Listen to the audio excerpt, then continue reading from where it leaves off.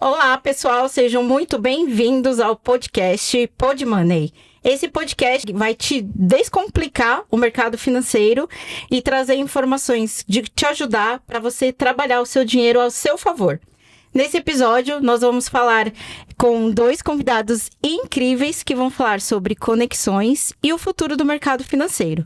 O Murilo, que trabalha aí num podcast, né, sensacional, Market Makers, e a Adriana, que veio do mercado financeiro, saiu para empreender, abrir a sua própria loja e hoje retorna para o mercado com uma outra visão e novas conexões. Bom, vamos começar aqui com a primeira pergunta para o Murilo. Você começou sua carreira no Santander e hoje está na Market Makers. Como foi essa transição e o que te fez se apaixonar pelo mercado financeiro? Bom, Rich, obrigado pelo convite, primeiramente. Estou muito feliz de estar aqui. Eu tive a minha carreira inteira, eu fiz dentro do Santander, né? Então eu comecei ali como atendente, eu virei gerente, trabalhei na assessoria de investimentos. E eu tava até vindo para cá gravar, eu tava lembrando qual que foi o meu primeiro contato com o mercado financeiro, e eu lembrei que foi numa empresa terceirizada do Santander. Lá em 2008, eu trabalhei numa empresa chamada Teletec, e num plano de contingência, porque os fundos DI estavam oscilando, me colocaram para atender investimentos. Eu não tinha a menor ideia do que era isso. Só que eu gostei da ideia. Eu trabalhei acho que uns 2 anos mais ou menos nessa empresa.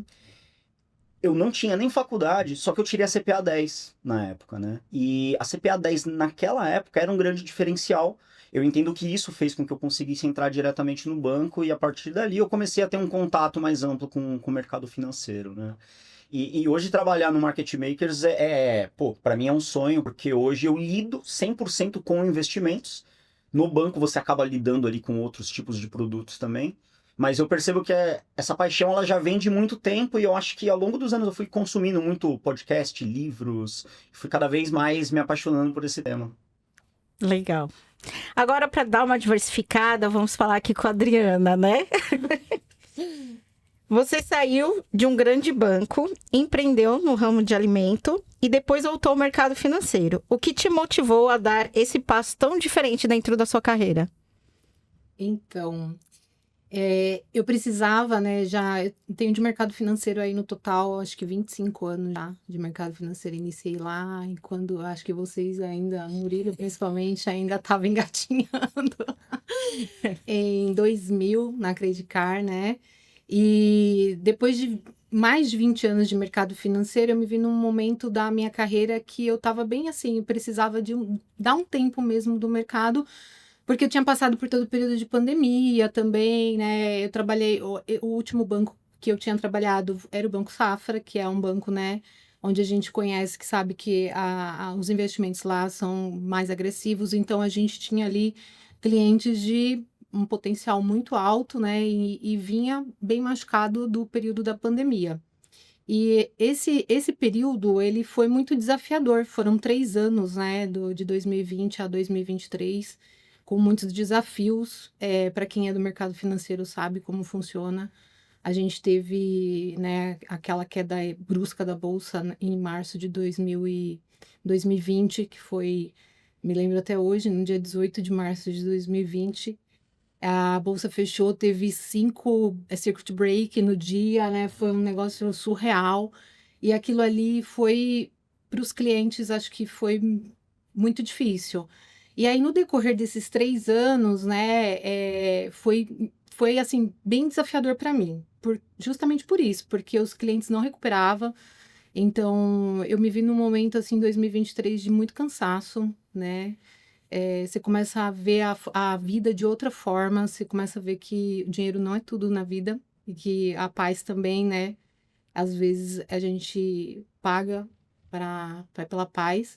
E aí eu resolvi sair e empreender. Eu falei, na verdade, eu queria ficar 1 ano parada. Aí eu não consigo, porque eu trabalho já há muitos anos.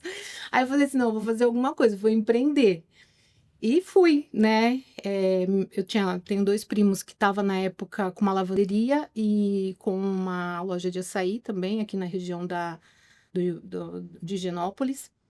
E eles estavam começando com a ideia de tornar a açaí deles uma franquia. Aí eu falei assim, vou junto, né? Ó, já estava desde 2000, eles tinham inaugurado em 2021, um pouquinho depois, né, pós-pandemia. E eles vinham muito bem, né? Aí eu falei assim, vou tentar.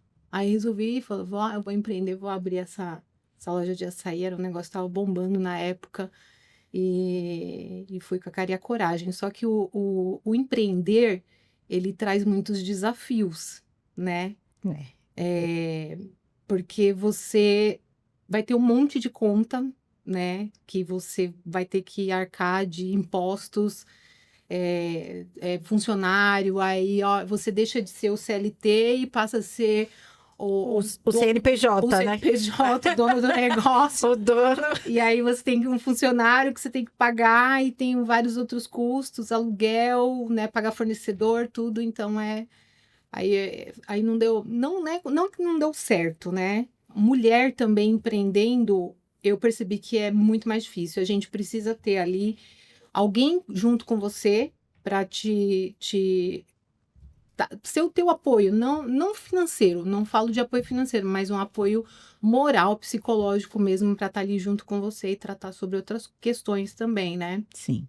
E eu não tive esse apoio, né? Apesar de ter os meus primos lá junto nessa parte de desenvolver a franquia, mas não foi o que eu esperava. Então tem outras questões por trás do empreender. Entendi. Então foi mais ou menos isso aí. Né? Então tem muita coisa para contar. A gente vai contando aí ao longo do... Vai contando ao longo do episódio aqui. Então fica aí acompanhando. Bom, voltando então para o Murilo, né? Vamos conhecer mais um pouco dele. Você trabalha hoje na Market Makers, né? Conectando pessoas. Qual é o papel do network na construção de uma carreira sólida no mercado financeiro hoje? Você sabe que eu nunca tive essa coragem de empreender, igual a Adri teve. Eu tive filho muito cedo. Então eu sempre trabalhei. E daí eu percebi que eu me considero um empreendedor nato, só que pelo fato de eu ter filho, eu acho que eu sempre procurei ali a segurança do CLT. Essa é a grande realidade, né? Então quando eu vejo, histórias igual a sua, de você ter essa cara e coragem, eu acho maravilhoso. Empreender, eu não digo nem só no Brasil, empreender é difícil, Sim. Né? É muito difícil mesmo. Só que eu percebi, ao longo de muitos anos, eu fiquei 13 anos, quase 14 anos no Santander. Então, na hora que eu saio, é a hora que você tem ali o tempo para você conseguir pensar, e agora? O que eu quero fazer da minha vida, né? Então, eu tinha ali algumas propostas na mesa, né? E na época eu fui trabalhar na Vitrio. A Vitrio que foi comprada A Vitrio era da Empíricos Investimentos, que posteriormente o BTG comprou. E ali eu consegui fazer uma conexão com o pessoal do Market Makers e conseguir trabalhar lá. E é muito legal que, assim, o networking, ele pode ser treinado, só que eu acho que tem que ser genuíno. Então, vamos lá. Você, Rachel, eu sei que você é a minha referência como previdência, por exemplo. Sempre que eu penso em previdência, você é a primeira pessoa que vem na minha mente. E daí, poxa, já acompanho seus vídeos faz um tempo. Fomos fazer um evento, né, lá na empresa, e uma das palestras seria sobre networking. Automaticamente eu lembrei de você. Falei, nossa, preciso chamar a Rachel para esse evento. Então, o network eu percebo que é mais você doar do que você, poxa, eu quero conhecer a Rachel porque eu preciso, de repente, que ela me chame para vir ser entrevistada. Não é assim que funciona. Eu chamei você e várias outras pessoas para ir para lá. Naturalmente, você foi lá, gostou ou não. Gostei. Mas você, bastante. De repente, quando você pensar em investimentos, você vai lembrar de mim. Sim. Então, assim, eu procuro sempre dar alguma coisa para alguém. Sabe, assim, alguém pergunta para você se você trabalha no Bradesco? Não trabalho. Poxa, mas eu conheço alguém que trabalha. Deixa eu te conectar com essa pessoa. Sim. Né? E daí hoje é muito interessante que o meu cargo hoje, eu trabalho com network. Eu sou consultor de investimentos, credenciado na CVM. eu montei uma consultoria de investimentos lá dentro do M3 Club. Foi um projeto que deu muito certo. Hoje a gente tem uma parceria com uma casa de gestão de patrimônio chamada Legend. Então hoje esses clientes que estavam na minha base, eles foram tombados para a Legend. Então a gente tem essa parceria. Pô, a Legend é gigante, então foi um projeto muito bem sucedido. E hoje eu atuo como diretor do M3 Club, que basicamente é uma rede de conexões. Então hoje eu consigo conectar pessoas, investidores, gestores. E o que eu tento fazer é exatamente isso, né? Eu tento entregar algo a mais do que a pessoa precisa.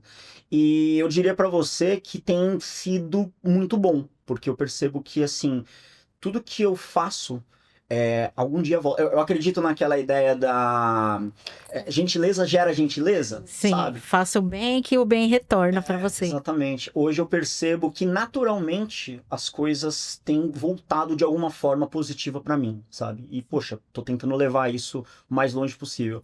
E rapidinho, só para fazer um parênteses, eu conheci o Sérgio Rial recentemente, que poxa, pra gente que, né, já trabalhamos no Santander. Sim. E eu consegui, vou até contar um caso curioso que aconteceu, que foi o seguinte, um pouquinho antes de começar a gravação, a gente estava gravando num estúdio do shopping, alugado, né, e daí eu chego lá, tinha um gringo que tinha acabado de comprar um chip da Vivo, e ele entra falando inglês, pedindo ajuda. Daí o Rial levanta, começa a conversar com ele em inglês, e eles conversando. Resumindo, o Rial ficou 10 minutos ensinando ele a instalar um chip da Vivo no celular. Vocês conseguem imaginar isso? Não. E daí, na hora que o cara sai, eu dei risada, eu fui lá me apresentar, eu falei, pô, Rial, satisfação, contei um pouco da minha história, falei, olha, isso daqui que eu tô vendo é inimaginável, sabe? Tal. Daí a gente, irreal. exatamente. E assim, a gente conseguiu ali, pô, eu consegui conversar ali uns 40 minutos. Ele chegou bem cedo pra gravação, né? Então eu consegui bater um papo com ele. E assim, isso pra mim foi o exemplo real do que é o networking, né? Poxa, ele poderia falar assim, não sei, amigo, não sei, e ignorá-lo, mas não. Ele tava ali, pô, não é à toa que o cara é quem é hoje. Exatamente, né? Com certeza. Bom, voltando, Dri, abrir e vender uma empresa traz muitos aprendizados, como você falou, né? O que o negócio do açaí te ensinou em relação ao dinheiro, riscos, pessoas que você carrega até hoje na sua carreira? Eu acho que é um pouco do que eu já falei, né? O empreender para a mulher, o empreender no geral, como o Luca falou, aqui no Brasil, ou seja, em qualquer outro lugar, é desafiador. E para a mulher, ele é muito mais desafiador, né?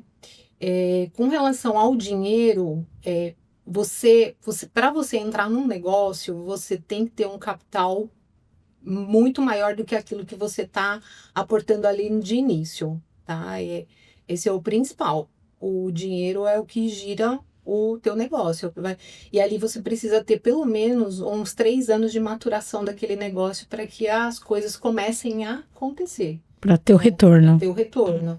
E quando você não tem esse fluxo, né, de caixa, você não pode imaginar que você vai ter um retorno rápido. É um negócio que vai demorar, vai demandar tempo. Então, o que eu aprendi assim, que por mais que você, né, tenha outras coisas, né, outras formas de se manter ali, mas o dinheiro é o mais importante para você conseguir alavancar o teu negócio e levar para frente, né? Eu não considero que não tenha dado certo. Ele tanto deu certo que eu vendi o negócio para pessoas que já eram do comércio, né? Já estavam no comércio já há muitos anos, então a pessoa que comprou era dono do prédio que eu estava com o meu negócio. Hoje lá virou uma fábrica de açaí, eles são distribuidora da fruta brasileira, né? E o negócio ele prosperou e eles abriram uma filial em Arujá, próximo de Guarulhos, né? Sim. Eu acho que o local também aonde eu abri não foi tão interessante.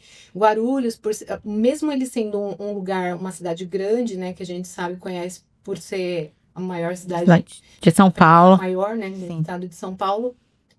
até economicamente falando também, mas Guarulhos é muito provinciana para várias coisas. Você sabe que você também mora lá, Sim. né, Rachel? Então lá tem muito essa questão, é muito cultural da cidade. Da Né? cidade. Eles tem muitas pessoas lá que a gente sabe que são de poder aquisitivo e são conhecidas no meio, tanto da política como, né, do comércio no geral. E as pessoas para quem eu vendi, justamente, eles já estavam no negócio do comércio há muitos anos, né? Então, a família que já estava instalada em Guarulhos há muitos anos, eles compraram, conseguiram abrir uma fábrica e aí estenderam para outra cidade. Então, eu não considero que não tenha dado certo, mas eu acho que eu não tive também, assim, maturidade para dar continuidade, principalmente estando sozinha, né, no negócio. Sim. Carrego pessoas comigo. Uma das pessoas que estavam comigo era minha filha, né, que depois foi introduzida no mercado financeiro. A gente lá dentro fez network com a galera da PagBank, e aí o pessoal da PagBank levou ela para trabalhar com eles. Ela hoje já tem ela tem um perfil comercial muito forte, e aí ela já se introduziu no mercado financeiro também. Trouxe comigo um grande amigo que era meu funcionário, né? E hoje ele trabalha comigo no banco onde eu tô. Que é uma pessoa que também eu entendi que tinha um perfil comercial forte e que daria para eu levar para onde eu fosse. E aí ele tá comigo lá também. Firme e forte. Firme e forte. E é mais ou menos o que o Muca falou. A gente vai fazendo aqui e o que a gente vai fazendo, a gente vai colhendo, né? As pessoas com que eu ajudo, eu sei que eu vou colher também lá na frente. Eu, assim, da mesma forma como eu recebi ajuda de outras pessoas também para retornar para o mercado financeiro. E é isso, é um ciclo, né? Com certeza. E é networking, né? Não deixa de ser. E então a gente vê hoje muitas empresas, né? Tipo a Cacau Show, o McDonald's, com esses negócios de franquia, que às vezes você vê lá o valor de capital para você iniciar não seja tão alto, mas se você não tem mais daquele recurso, de repente o seu negócio acaba não prosperando, porque você precisa mais do dinheiro do que você está inicialmente investindo para conseguir prosperar, no caso. Isso mesmo. Eu acho que a pandemia trouxe muito isso, né? Trouxe. A quantidade de pessoas que eu converso, que eu conheço, de amigos e de clientes também, que tinham um negócio próprio em 2018, 2019. Chegou a pandemia, você não tinha capital ali para segurar, acaba perdendo. Eu lembro que na pandemia eu trabalhava ali no centro de São Paulo, e eu lembro que tinha uma dona de um restaurante, a gente chamava ela de amiga, era o apelido dela para todo mundo. E ela tinha já um capital, e ela basicamente ela comprou o restaurante do lado. Então ela tinha quase que um botequinho mesmo no centro, e o restaurante do lado era uma lanchonete mais bonita. Ela comprou, eram os mesmos funcionários, era a mesma coisa. Aqui era um pouco mais caro do que aqui. E ela era dona das duas. Então assim, você chegava, eu vou comer nesse botequinho que parece mais humilde. Não, eu vou naquele lugar um pouco mais sofisticado. Era da mesma pessoa. E assim, ela conseguiu fazer isso porque ela já tinha um capital. A pessoa que vendeu para ela, infelizmente, vendeu na pandemia porque não tinha condições de manter. Então, e daí vem a importância, né, da tal da reserva de emergência, né, que, a gente fala tanto e é difícil, né, principalmente, é até engraçado. A gente entrevistou o Gustavo Cerbasi lá, e ele falou um negócio que foi muito legal, que é assim, a dificuldade que você tem para você colocar na cabeça do investidor arrojado que ele precisa ser conservador é difícil. Às vezes a pessoa só quer investir em risco e, poxa, nesses momentos, se você não tem ali uma boa reserva... Para segurar. Então, muitas vezes é difícil você mudar, né, esse mindset da pessoa. E por incrível que pareça, principalmente em mais idosos, né? Porque naturalmente, conforme a idade vai evoluindo, o ideal é que você tenha um perfil um pouco mais conservador, né? E como que você vai explicar isso para uma pessoa que investiu lá 70 anos em renda variável, né? Sim. Então, é bem curioso isso. E é bem importante você ter ali um dinheiro na reserva. Sim, faz total diferença a reserva de emergência. Bom, voltando então para o Murilo. Muita gente imagina que o mercado financeiro é algo muito distante, né? Complicado. O que as pessoas de fora ainda não entendem sobre como esse meio realmente funciona no dia a dia. O mercado financeiro, no caso. Tá. Eu acredito muito que tudo é questão de treino. Eu acredito de verdade nisso. Eu nunca fui bom em matemática, né? e eu trabalho com investimentos. Eu também nunca fui boa em matemática. Meu sobrinho estava em casa outro dia e aí eu, né, peguei a calculadora lá trabalhando e ele falou, tia, como que uma pessoa que não gosta de matemática trabalha em investimentos igual você? Eu falei, a gente tem a calculadora, né, para ajudar. Pois é, a gente sabe o que aprender, o que eu acho que assim, vou falar assim, como que eu faço para aprender as coisas? Eu sei as pessoas certas que podem me ensinar, eu sei aonde buscar. Eu não acho que minha memória é boa, por exemplo. Não acho. Mas eu sou um cara extremamente organizado. Então, sei lá, em todas as certificações que eu tirei do mercado financeiro, eu tinha lá os estudos. Então, assim, ó, eu tenho uma pasta, pra você ter ideia, que eu ando no meu e-mail, porque se agora eu precisar fazer alguma coisa, eu tenho uma pasta com todas as fórmulas essenciais da HP. Porque se eu estiver no meio da rua, algum cliente precisar de alguma coisa e eu não souber fazer, eu não vou passar vergonha porque tá aqui no meu e-mail. Então, assim, a organização fez com que eu aprendesse de investimentos e hoje em dia é tranquilo para mim, porque hoje em dia eu consigo muitos cálculos que eu achava tinha muita dificuldade, hoje em dia eu consigo fazer. Então eu diria que assim, para iniciantes do mercado financeiro, tudo é treino. E eu acho que mais importante do que você aprender sobre querer aprender tudo muito rápido, ganhar dinheiro muito rápido, evoluir muito rápido, é você curtir a jornada do aprendizado, sabe? Sim. Eu gosto da escadinha que eu fiz de CPA 10, CPA 20, CEA. Na minha profissão, eu comecei como atendente, fui assessor, virei gerente high.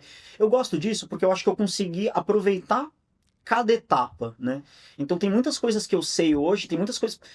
Você não ensina feeling, é o tipo de coisa que a experiência te dá, né?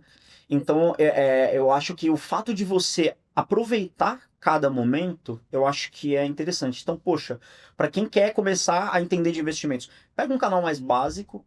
Hoje em dia tem um monte de influencers. Pega um influencer que de repente fala a sua língua, pega algum professor que você tenha uma sintonia e vai do zero. Não tenta aprender já da forma mais difícil, não. Eu acho que assim por escadinha por etapas acaba funcionando melhor. Funciona melhor. Show. Adriana, com tantos bancos digitais hoje, né? O que você enxerga de mais transformador nesse modelo de finanças e tecnologia? Tendo sua experiência até, inclusive, de trabalhar em bancões, né? E hoje trabalhar num banco digital, qual que é a sua visão em relação a isso? Eu acho que o mercado financeiro, ele vem mudando, né? Com relação à tecnologia. Hoje, até brincando aqui, né, Muca? Você falando que tem os cálculos no e-mail, eu fiquei pensando aqui, nossa, mas é melhor utilizar a inteligência artificial. Já joga na IA e pronto, e o cálculo tá pronto, você não perdeu tempo. Até você falando, a IA tá calculando para você, né? Hoje é mais ou menos assim, né?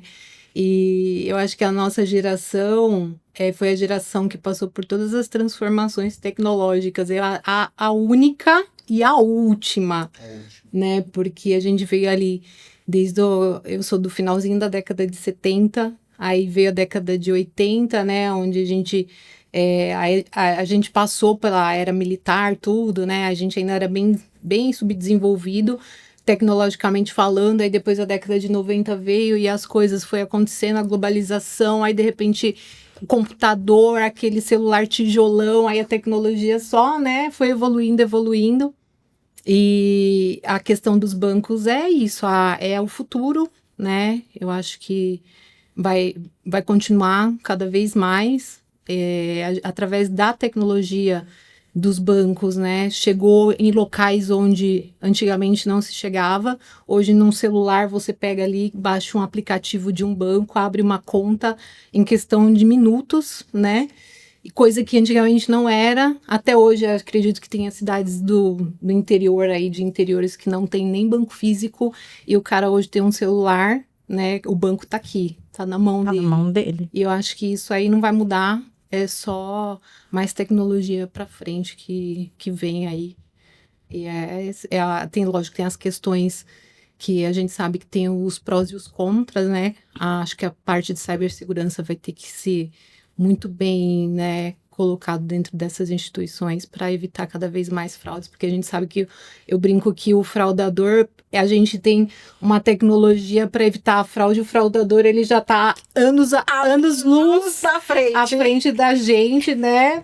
Buscando outras formas de fraudar. Exato. Então a gente tem que estar sempre à frente, né? Mas não tem como voltar atrás, né? Não, eu ainda falo, eu falei esses dias lá no trabalho que a nossa geração, ela tem que ir se adaptando, né? E quem tem muita resistência, ela vai ficando para trás, porque não tem jeito, a tecnologia, ela tá chegando e tá vindo para cima. Então, você, mesmo que tenha um pouquinho de dificuldade, eu vejo às vezes meus sobrinhos vai rapidão, são rápidos. Mas você sabe que eu trabalho com vários estagiários, né, onde eu trabalho atualmente, e eu percebi que, assim, eles têm muita dificuldade no Excel, que é uma coisa básica, né, e essa galera de hoje, eles não é que nem a gente aprendeu Word, PowerPoint, não. A gente aprendeu tatilografia, não, eles não aprendem nada disso. Não conhece nada disso. É outro momento, né? Eu lembrei de uma época que a gente tinha uma meta de cadastramento de digital. Você lembra disso? Puta, é verdade. Cadastrar, fazer com que os clientes cadastrassem a digital, sei lá, parece que foi ontem. né? E aí hoje, os caras estão cadastrando o Face, a face. Mano, muito louco, é impressionante. É evolução. Bom, voltando aqui, então, para quem está começando agora, Murilo, talvez estudando economia ou apenas curioso mesmo em relação ao mundo de investimentos, quais os passos você recomendaria para entrar nesse mercado com o pé direito? Acho que você já até falou um pouquinho, que seria galgar um degrau por vez, né? Mas eu acho que assim, eu vou falar um pouco para quem quer começar a investir. Primeiro passo, desinstale aplicativos de compra. Eu sou um cara que eu sempre fui econômico, né? Eu sempre fui econômico. Esses dias eu baixei o aplicativo da Shopee. É absurdo aquilo. Eu não tinha conhecimento, né? Tem um amigo meu que ele tem uma caixinha, ele tem um amplificador, eu gosto muito de música. Ele tem um amplificador, né? Uma caixinha assim de guitarra, que é um amplificadorzinho que na verdade é um porta-fone. Eu achei aquilo maravilhoso. Daí eu falei, cara, me manda o link. Daí ele me mandou o link, eu cliquei. E daí em seguida eu vi uma roupinha pra marcha de carro. E assim, é maluco, porque eu fiquei com vontade de comprar tudo naquele lugar. Caramba, cara, que legal esse negócio, olha que legal. Mas daí eu pensei, tá, pra que eu vou comprar um terno pra marcha do meu carro? É meio absurdo, né? E assim, mas é só R$70. Hoje você tem fundos imobiliários por R$10. Se você tiver hoje R$10, você compra um fundo imobiliário, que ele vai te dar ali, sei lá, 8 centavos de dividendo, que no mês que vem você pode completar com R$9,92 e comprar mais um fundo imobiliário. E se eu tivesse esse pensamento quando eu tinha 20 anos, né, talvez eu tivesse um patrimônio muito maior hoje. Então eu acho que essas pequenas mudanças, eu acho que faz toda a diferença a longo prazo, né? Então eu recomendo que as pessoas comecem a investir. Pega lá R$10, pega 50, 100, dá o primeiro passo. O primeiro passo é o mais difícil. Depois, naturalmente, você vai ficando com interesse. O algoritmo do seu Instagram, ele vai perceber que você baixou o aplicativo de um banco, ele vai começar a jogar conteúdos, e daí naturalmente você vai se interessando, sabe, dieta, sabe, sei lá, o meu filho ele tem alergia a glúten, meu filho menor, né? Eu abro meu Instagram, só tem receitas de glúten, eu sei tudo sobre glúten agora, né? Então a partir do momento que você dá o primeiro passo, naturalmente a inteligência artificial vai jogando ali pra você e você vai aprendendo, né? Então dê o primeiro passo. Show. E agora vamos para a última pergunta para a Adriana. Se uma pessoa quer abrir o seu próprio negócio hoje, ou sair do seu emprego, né? Qual seria o conselho que você daria, tanto financeiro quanto emocional, para que essa pessoa consiga dar esse passo na carreira? Emocional é ter as pessoas certas do seu lado, né? Eu acho que é importante. Eu tive muito apoio da minha família, dos meus filhos principalmente, né? Os meus filhos, eu brinco que eles já vieram preparados para o mundo, por tantas coisas que a gente já enfrentou. E eu precisei desse apoio. Eu tive apoio de muitos amigos também. E o apoio emocional vem dessas pessoas, que são as pessoas que estão mais próximas da gente mesmo, né? E é muito importante. Financeiramente falando, só entre num negócio quando você tiver realmente, assim, certeza daquele negócio, de que, né, é lógico que nada é certo na vida, né, a gente trabalha com incertezas o tempo inteiro, mas analise bem aquilo no que você está pensando em investir, porque é um investimento que você está colocando ali, é o teu dinheiro, né, não é qualquer coisa, é o dinheiro da tua vida. E você tem que saber que você tem que ter pelo menos o dobro ou o triplo daquele valor para você manter o negócio girando até a maturação do negócio, né? É isso, basicamente é isso. Você teria coragem de empreender de novo hoje? Não é que eu não teria, Muquinha. Se eu tivesse o dinheiro para empreender, eu empreenderia. Só que eu acho que não foi só a questão do dinheiro. Eu acho que o emocional, ele pesa muito, porque... tem momentos que você não é como um negócio, por exemplo, um banco. Um banco, a gente sabe que o cliente, ele precisa de você. Ele precisa do negócio, do dinheiro, né, de serviços bancários. Então, ele muitas vezes ele vem até você, né? Alguns ramos, por exemplo, o meu ramo que eu tava de alimentação, tinha dias que a loja ficava vazia. E isso, eu acho que o pior de tudo é você não ter ali o movimento dentro do teu negócio, né?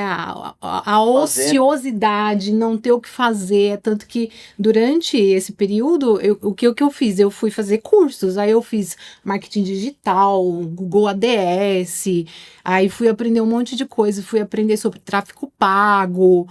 Isso aí agora eu sei, pelo menos.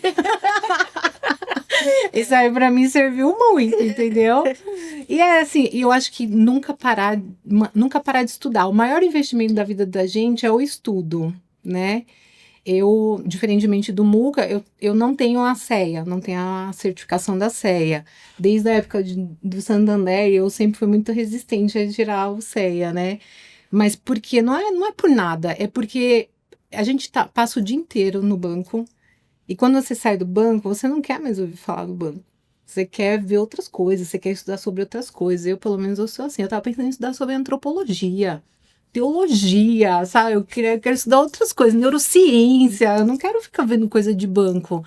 Mas eu sei que eu preciso, né? O nosso investimento tá aí. O nosso investimento é o estudo, é o conhecimento. Tem muita gente hoje falando aí que não vá pra faculdade. Mano, isso aí é conversa pra boi dormir. Enquanto você não tá indo pra faculdade, tem outros ali se aprimorando, se aperfeiçoando e pegando o teu lugar, entendeu?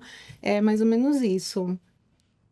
Perfeito. Agora eu queria saber se algum de vocês gostaria de dar algum recado, pessoal que está assistindo esse vídeo, algum ponto, alguma dica, algo especial, ou se não quiser também não tem problema.